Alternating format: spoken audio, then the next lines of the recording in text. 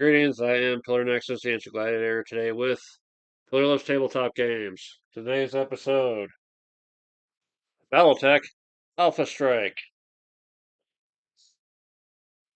It's a lot like BattleTech, but a little bit more streamlined, so let's get into it.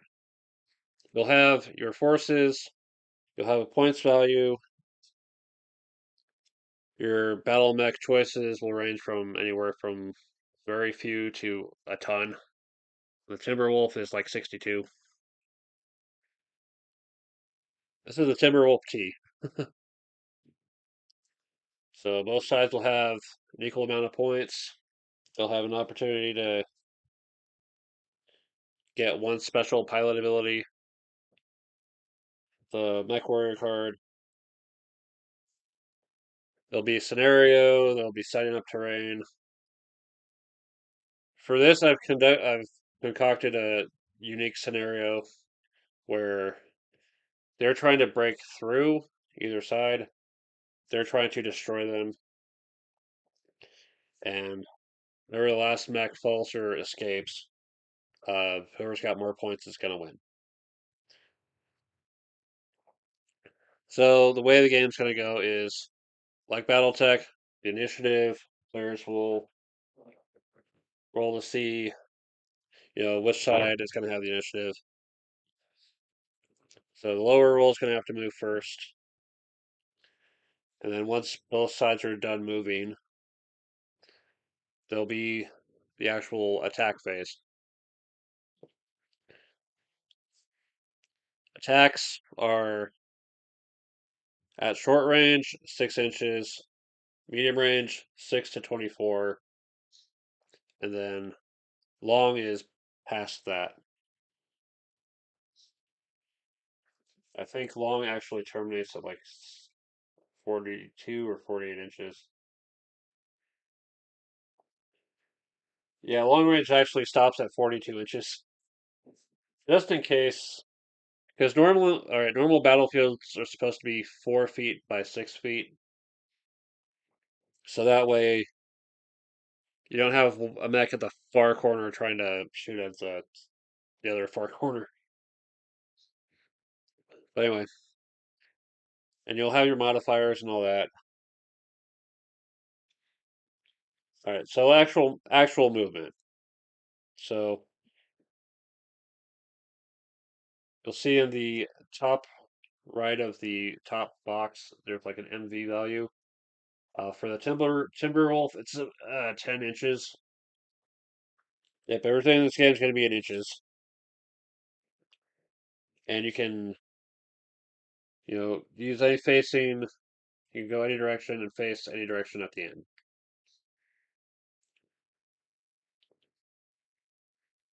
So trying to move through woods or buildings is going to take away your movement.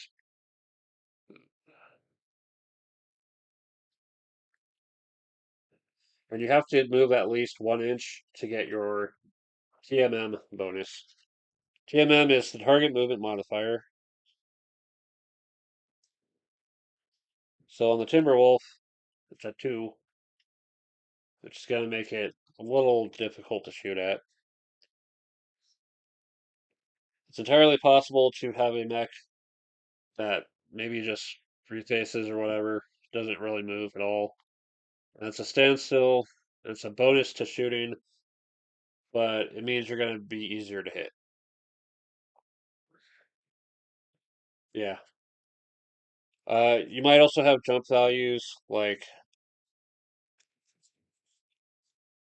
for the Nova T, it says 10J. So it can move 10 inches, ignoring everything beneath it.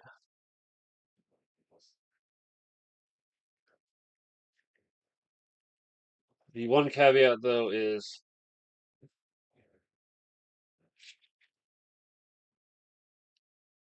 one, it's going to be harder for the jumping mech to actually shoot, while also being a little bit harder to shoot as well. Just like in BattleTech, you can use charge and death from above as potential special physical options. at which point the attacks will be resolved in the declaration will be resolved in movement, and then declaration will be made in movement. The resolution will be done as part of the attack phase. One of the deviations, one of the other deviations with this is you can either shoot or physical. You cannot do both, at least according to the quick start guide. So yeah, actually shooting. So each mech will have three values for its weapons. There's the short range, the medium range, and then the long range. It'll be +2 to hit at medium, +4 to hit at long. So nice to know some things never change. And then the number beneath those is how much damage you will do on a successful hit. So making the attack, you have your skill. So clan mech F3, and then I actually paid for the points to make it a 2. If you just moved, then there's no extra penalty. If you stand still, you get a +1 to your a +1 bonus. If you jump, then that hurts you by 2. Otherwise, you're looking at the target movement modifier of who you're looking to shoot at.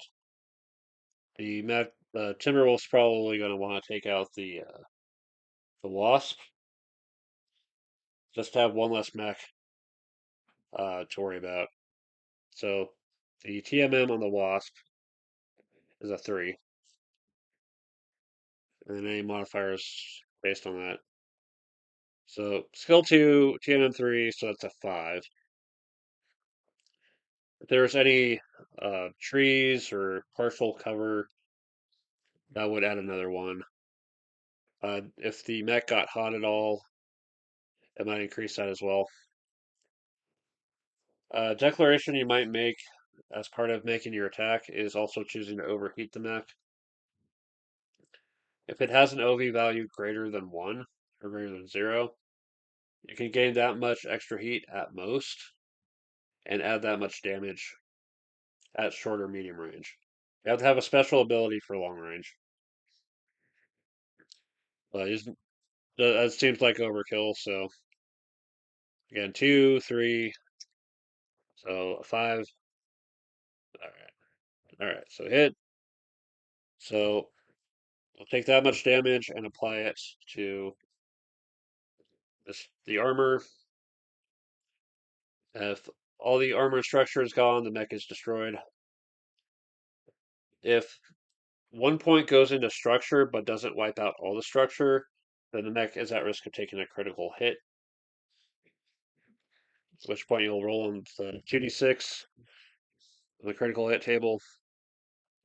So this handy little chart that comes with the game says weapon hit. Yeah, weapon hits will affect that mech's ability to fight. It's also possible if you roll double sixes on your roll to hit that you'll inflict a critical hit regardless. Oh yeah, actual firing arcs.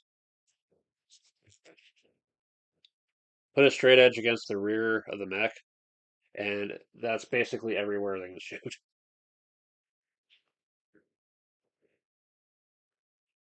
Also, if you can get behind a mech, it'll inflict another point of damage.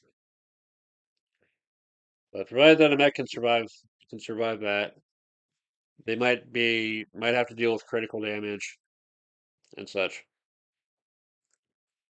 Eventually, all the moving and shooting will be done, and then it'll be time to check heat. Under normal circumstances, your heat's probably not going to go up, and especially if you don't have an OV greater than 0. In the event that it does, you'll mark it on your heat scale. If you ever end up at 4 heat, you will shut down. Otherwise, if you didn't take any heat this turn, then you'll start cooling off based on certain factors.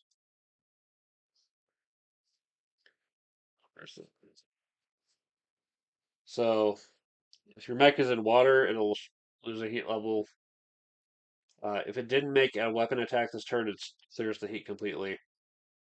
And if it starts the end phase shut down, then it'll start up again.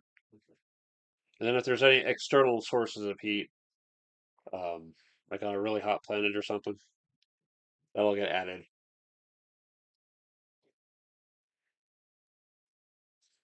Yeah. Move, shoot, repeat. Basically, it's basically BattleTech with just a lot of things kind of taken for granted.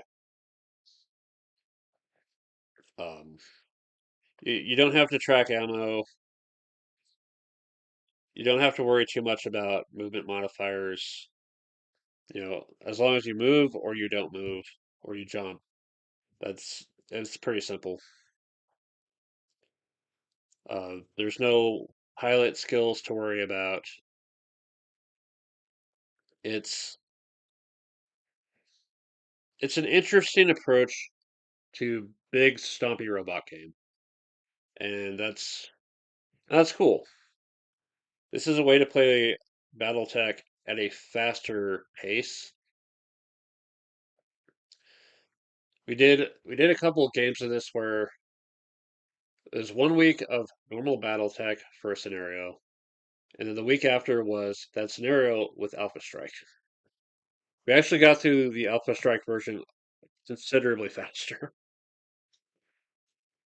This is a far more lethal approach as well. It's like, 7 damage at short range against, mechs that can take a total of three. Yeah, it's not gonna hold up. Yeah, the physical attacks are as long as you're within an inch. If you have an actual melee weapon, then 2 inches. It's this is the game for when you want to do multiple lances or multiple stars against each other. You know, the lance versus lance fight, BattleTech, I would go for, but I'd also be open to Alpha Strike too. But if I was gonna do like a shitload of mechs, anywhere from like 12 to 24 against another 12 to 24, I would probably want to go Alpha Strike. Yeah, there's just the quick start rules will get you started, but ultimately you want to be looking for Commander's Edition as well. That's what I'm waiting for. And the little force packs that they've been releasing are pretty useful for that as well. What are some other fun things we can cover? Because there's quite a bit to this. There's quite a bit to this. Let's see. There's special abilities, like case for protection against the critical hit that attacks ammo.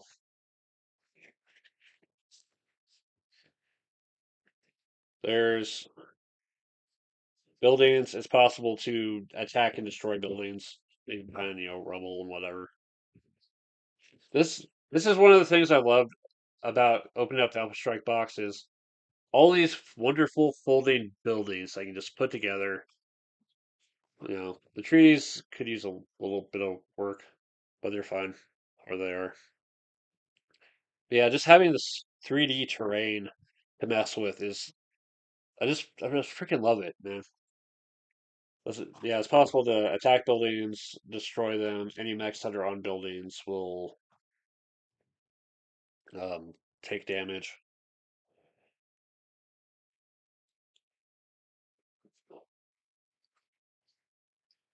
There's battlefield support, so something it's possible to have during the game. If you're playing a certain mission for it, is battlefield support. So like aerospace fighters are going to come straight to the field, and bombers are going to blow shit up. Artillery is going to cause problems. It's going to just it's a way to have all that advanced aerospace and artillery stuff without needing the pieces, which is fine. That's that helps in a way. There's with force building, if you're ever curious about all the available BattleTech unit stuff available, look up BattleTech Master Unit List. You'll be able to sort out what mechs you're looking for, and also maybe get a card to work with. These ones are the ones included in the Alpha Strike set. I still have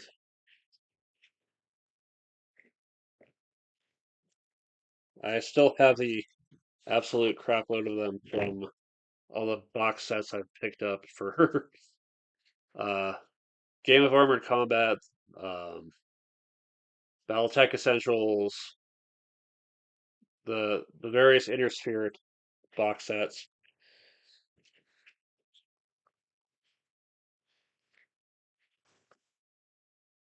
and along with the those mech cards, I also include the Mech Warrior cards as well.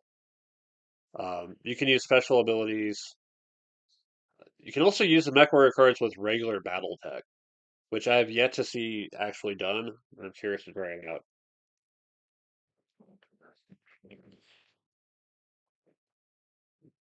Yeah, you can get cards that way as well. So you might establish a like a point value for fighting. This scenario is 300 points. It takes into consideration reducing skill costs or reducing the skill by paying extra points for it. It also takes into effect special pilot abilities of the mech warrior cards. Alternatively, there's just select a number of mechs. This works best when both forces have the same access technology. So if like two clans are going up against each other, or it's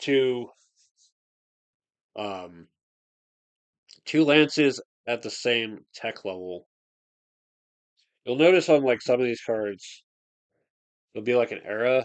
Like everything in this box set is Dark Age. Yeah, there's Star League, there's Succession Wars, there's Clan Invasion, there's Civil War, there's Jihad, there's Dark Age, and there's Elfline.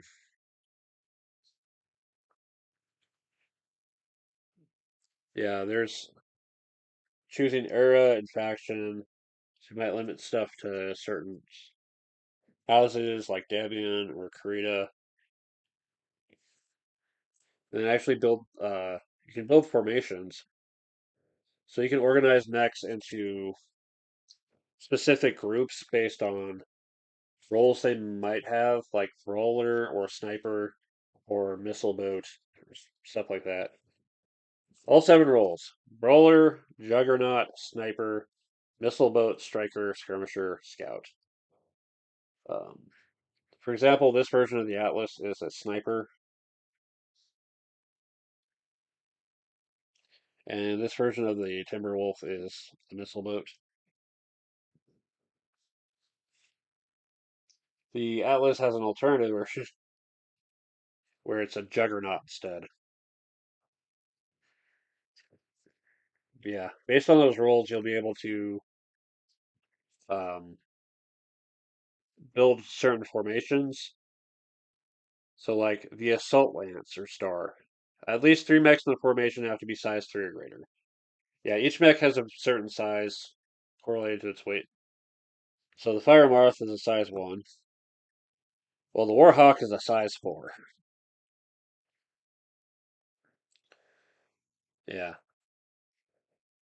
So yeah, big mechs, certain role, depending on size, depending on speed, depending on role.